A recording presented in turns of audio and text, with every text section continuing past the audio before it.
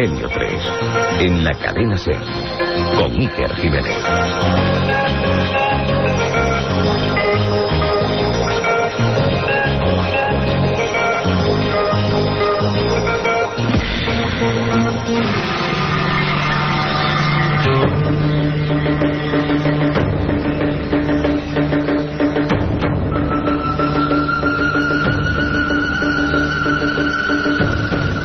Es posible escribir el futuro.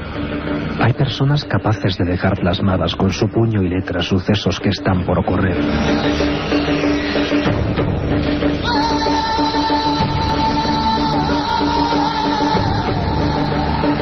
Si miramos con lupa algunas de las páginas ocultas de la literatura universal, encontraremos varios casos de verdaderos profetas inconscientes, escritores que realizaron vaticinios certeros y exactos, que se adelantaron a su propio tiempo.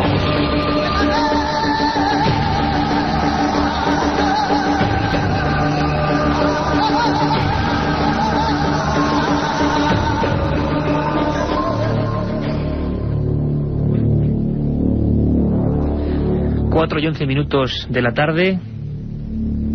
Hombres que se adelantaron a su propio tiempo, lo decía Carlos Barroso en la introducción. Ya sabéis, somos Milenio 3. Además, Katia Rocha, Carmen Porter, que os habla Iker Jiménez, y a los mandos de la nave del misterio, nuestros compañeros y lugartenientes José Antonio Hernández y Paco Quiroga. Me gustaría, porque no tenemos mucho tiempo, contaros brevemente una historia que creo que os va a interesar. Un pequeño lapsus entre tanta información, lógicamente, informativa y a un paso del fútbol. ¿Es posible que alguien, sin ser un profeta, escriba cosas que están por ocurrir? Todos hemos escuchado la historia del Titanic, ¿verdad? Todos hemos escuchado esas sirenas, esos buques transatlánticos que viajaban. Quizá esta podía ser la del gran barco Titanic, que se hizo célebre primero porque era el más grande construido en la historia por aquella compañía White Star, y segundo por su misteriosa desaparición. Hubo un montón de historias. Un día haremos un programa sobre el Titanic, pero yo quería, como sé que todos conocéis la historia, contaros cómo unos 30 años después, en una vieja librería, se encuentra una obra. Se llamaba Futility. La había escrito un viejo marinero llamado Morgan Robertson. Y atentos a los datos. Morgan Robertson, y esto en los libros, y quien nos habla tiene un mínimo de experiencia en el asunto literario, hay unos derechos, unos se llaman en España ISBN, sobre los que no hay duda. Se dice cuándo fue impreso ese volumen. Futility fue impreso en 1898, 14 años antes de que el Titanic se estrellase contra un iceberg. Este viejo marinero tenía fama de visionario entre sus amigos. Veía cosas que estaban por ocurrir, pero nadie le creía. Cuando, tiempo después del desastre del Titanic, llevado al cine, llevado a las pantallas, se dan cuenta de este libro, la gente se queda helada. Os lo cuento. El protagonista de ese libro, Futility, era un buque, el más grande construido en la época, según el novelista. Se llamaba Titán. Iba propulsado, una novedad para la época, por 3 hélices, igual que el Titanic. Desplazaba, según este novelista, además sin ningún éxito, la novela no se vendió absolutamente nada o prácticamente nada, desplazaba 70.000 toneladas de peso. 67.000 era lo que desplazaba el Titanic. Medía 820 pies, casi los mismos, exceptuando una ventaja de 10 pasos a favor del Titanic. Pasajeros 2.177, 2.277 en el Titanic. En la novela, escrita 14 años antes, este barco iba a dirección Terranova a 24 nudos, igual que el Titanic. Zarpaba del puerto de Southampton, el mismo que el Titanic. Un mes de abril, igual que el Titanic. Se hundía exactamente a 39 millas de Terranova, 5 días después de colisionar con un iceberg. El número de supervivientes de la novela del accidente del buque Titán solo variaba en 50 personas. Morgan Robertson, Futility, ¿él quiso ver el futuro o simplemente una casualidad? Lo cierto y verdad es que hay un sinfín de escritores célebres, es decir, no personajes oscuros, dantescos, de estos que van de profetas por la vida, sino escritores que han hecho historia, que si vemos sus libros nos damos cuenta que se adelantaron a un sinfín de acontecimientos, y con el detalle y la precisión sobrecogedora de la historia de Morgan Robertson. Por cierto, Futility, nosotros tenemos una copia de ese libro, es algo casi inencontrable, se ha convertido en objeto de culto. ¿Cómo es posible que alguien, 14 años antes, acertase medidas, velocidades, dimensiones, lugar de salida, forma de morir? ¿Cómo es posible? Pues ahora prepararos para muchas más sorpresas. Habéis oído hablar de Jonathan Swift, ¿verdad? El autor de Los viajes de Gulliver. ¿Quién no lo ha leído de niño? Escuchad atentamente.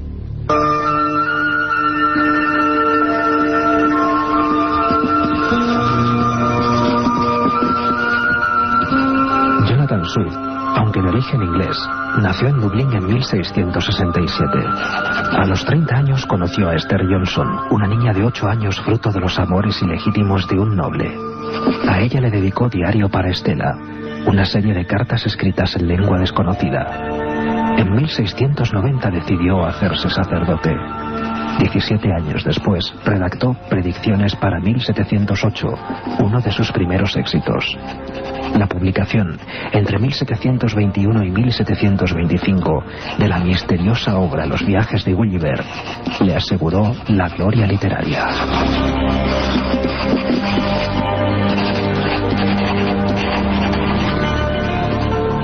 Jonathan Swift hizo esa célebre obra que muchos enclavaron en literatura juvenil, quizá con un tono despectivo, literatura casi para niños.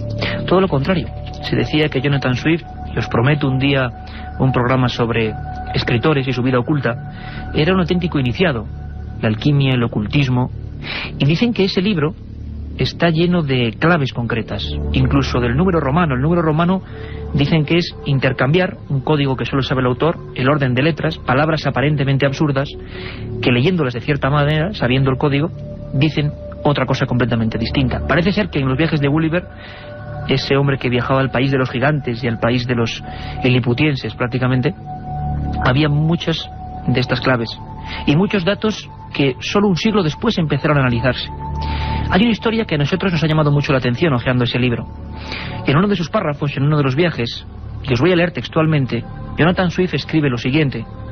Gulliver dice: se ven en el cielo 2 estrellas menores, o satélites, que giran alrededor de Marte.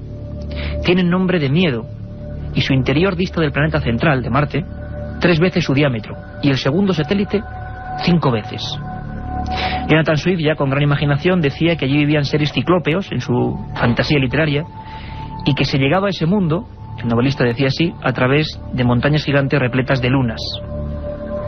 Bien, 1726, 156 años exactamente después, un célebre astrónomo, Asaph Hall, descubría con un potente telescopio, no con su imaginación, las 2 lunas de Marte. 2 estrellas, 2 lunas en Marte. Fueron bautizadas como Phobos y Deimos, que significa espanto y terror. Jonathan Swift hablaba de 2 lunas en Marte con nombres de miedo, de terror, de espanto. Las distancias, es lo más asombroso, eran exactas. Una está a 3 diámetros de Marte y la otra a 5. Hasta 156 años después del libro de Gulliver, nunca habían sido vistas por el ojo humano.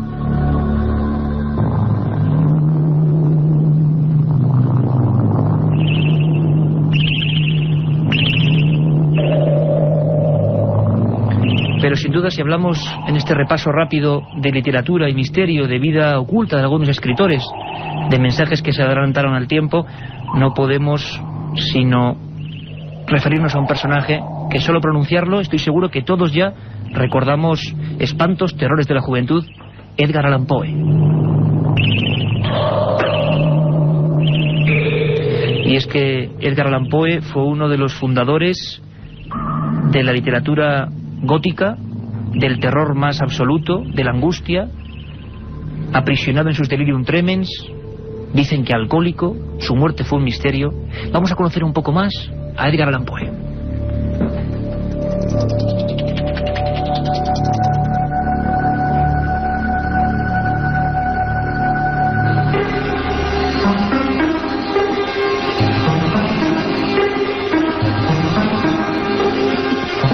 Edgar Allan Poe, nacido en Boston en 1809, es una de las figuras más misteriosas de la literatura universal. Su primer libro, representante ya de su universo tenebroso lleno de angustias, Tamerlán y otros poemas, pasó sin pena ni gloria. Posteriormente publicó más de 50 relatos de terror gótico. Su novela, Las aventuras de Arthur Gordon Pym, profetizó varios hechos asombrosos.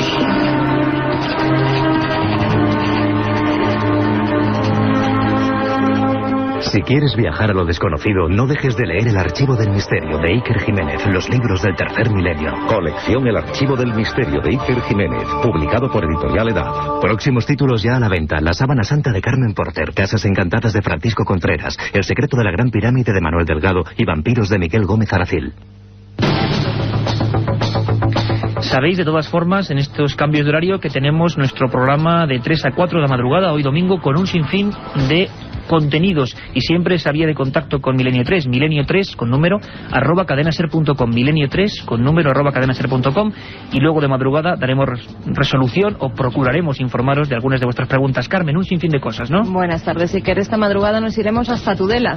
Allí hablaremos con una compañera de la cadena SER, Ana Laura de Diego, que nos contará el descubrimiento de un misterioso manuscrito que ha sido hallado en la Ribera de Navarra y en el que se relatan fenómenos sobrenaturales. Y como siempre, Iker, nuestras secciones habituales, los viajes de Carlos Barroso, las leyendas urbanas de Katia Rocha, abriremos la biblioteca del misterio y, como no, el informativo con las noticias sobre lo desconocido. Un buen menú para esta madrugada.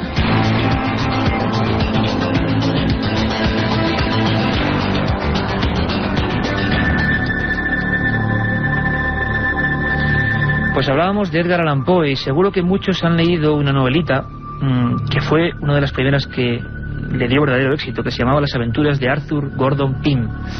Y como siempre en estos sucesos de escritores que aparentemente se adelantaron al tiempo, ocurre que solo después de su muerte, o cuando ocurren hechos que son parecidos a la novela, nos damos cuenta de la misteriosa exactitud. ¿Casualidades? Probablemente. Los expertos dicen, o las llaman serendipias, casualidades casi imposibles, ¿no? Como una casualidad al cubo. En ese capítulo de Arthur Gordon Pym se cuenta una historia dramática, como era en sí Allan Poe. Hay una barcaza que, muy cerca de las costas africanas, naufraga, y quedan en un bote 4 marinos. Al final se dan cuenta de que van a morir y practican el canibalismo. Atacan y devoran al más débil en el escalafón, en el rango. Era un grumete que fue devorado por sus compañeros para que estos sobreviviesen. Se llamaba, atentos al dato, Richard Parker.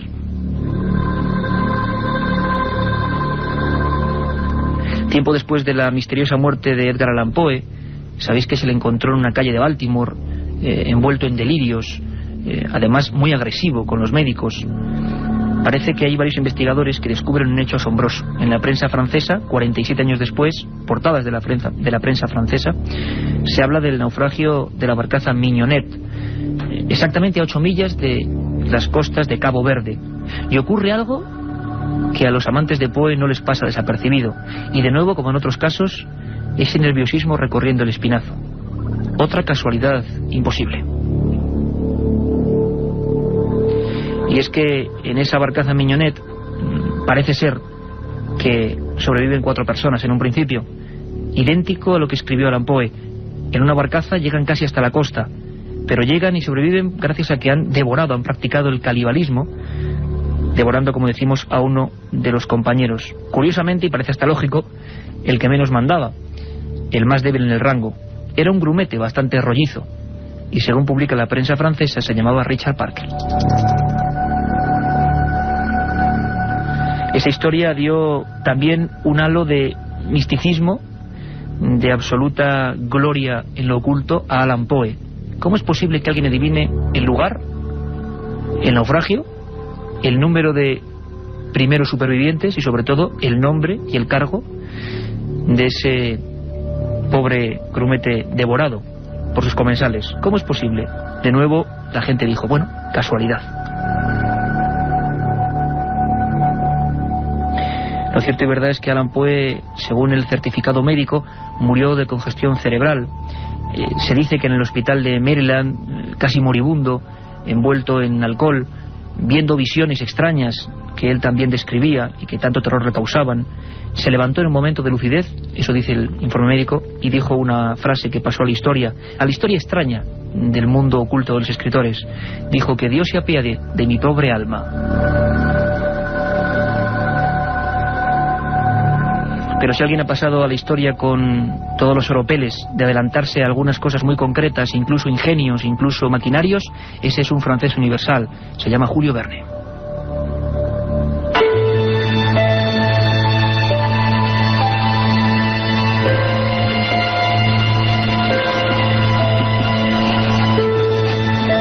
Julio Verne fracasó en sus inicios literarios a pesar del apoyo decidido de otro novelista francés como Alejandro Dumas. El éxito le llegó con la propuesta del editor Hetzel, que le contrató 40 volúmenes de una nueva colección. El primero de ellos se tituló 5 semanas en globo. Sus obras más aclamadas son los llamados viajes extraordinarios, tanto al fondo del abismo como al centro de la Tierra o al espacio exterior. Precursor de la ciencia ficción, se adelantó a objetos y acontecimientos que los hombres aún no podían ni soñar en pleno siglo XIX.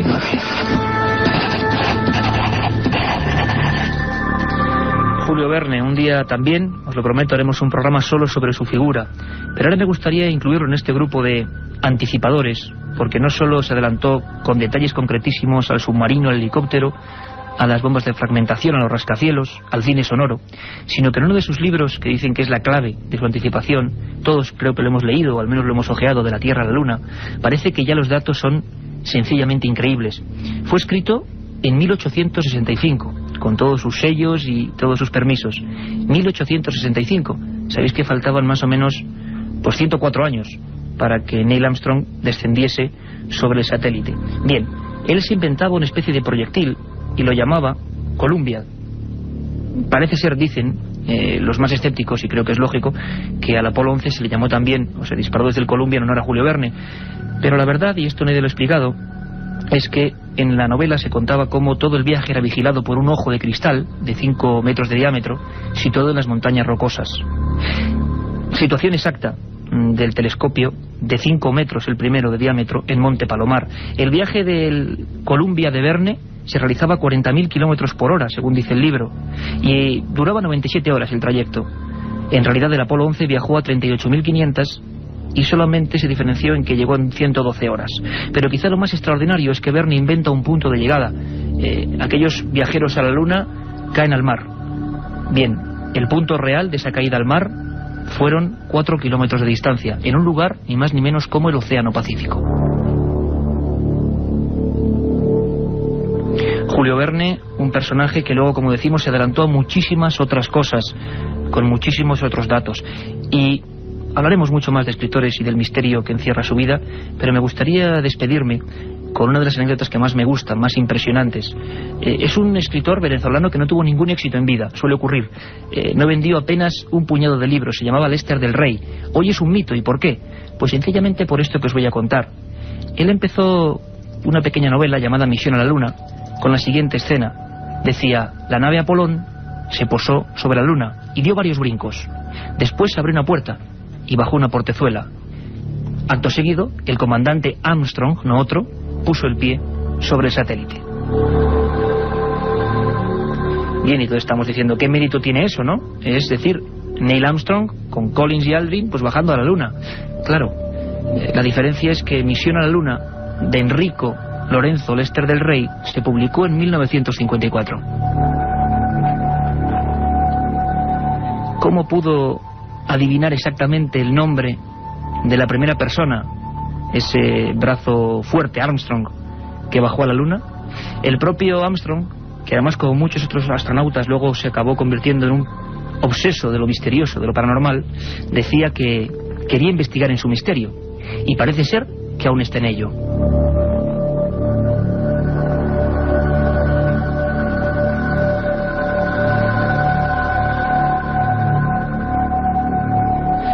Hablaremos de mucho más. Esto ha sido simplemente un preámbulo para que ahora los compañeros de Carrusel os lleven a todos por las sendas del fútbol. Hay una cosa importante. Esta voz que vamos a escuchar es la de Arthur Clarke. Todos le conocéis, ¿verdad? Autor de 2001, Odisea en el espacio. Y dice que el futuro es ahora. Él se inventó en una novela, 25 años antes, una órbita de satélites de comunicaciones. Se hizo realidad 25 años después y se llamó Órbita Clarke en su honor. Un ejemplo de hasta dónde llegan las casualidades imposibles.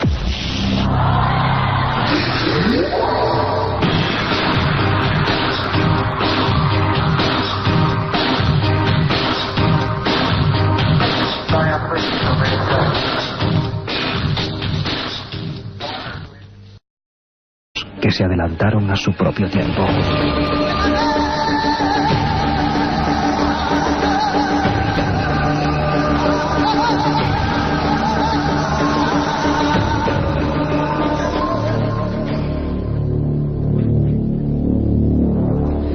Cuatro y 11 minutos de la tarde. Hombres que se adelantaron a su propio tiempo, lo decía Carlos Barroso en la introducción. Ya sabéis, somos Milenio 3. Además, Katia Rocha, Carmen Porter, que os habla Iker Jiménez.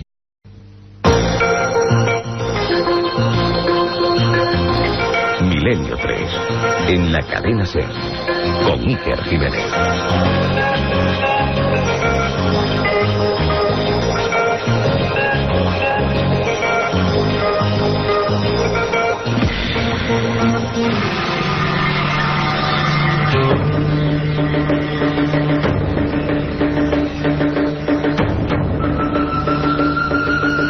Transatlánticos que viajaban. Quizá esta podía ser la del gran barco Titanic, que se hizo célebre primero porque era el más grande construido en la historia por aquella compañía White Star, y segundo por su misteriosa desaparición. Hubo un montón de historias. Un día haremos un programa sobre el Titanic, pero yo quería, como sé que todos conocéis la historia, contaros cómo unos 30 años después, en una vieja librería... Es posible escribir el futuro. Hay personas capaces de dejar plasmadas con su puño y letra sucesos que están por ocurrir.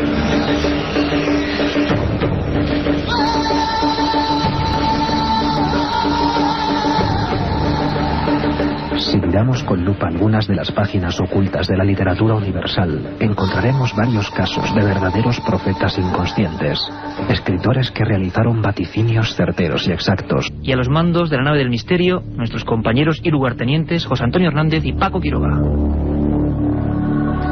Me gustaría, porque no tenemos mucho tiempo, contaros brevemente una historia que creo que os va a interesar. Un pequeño lapsus entre tanta información, lógicamente, informativa y a un paso del fútbol.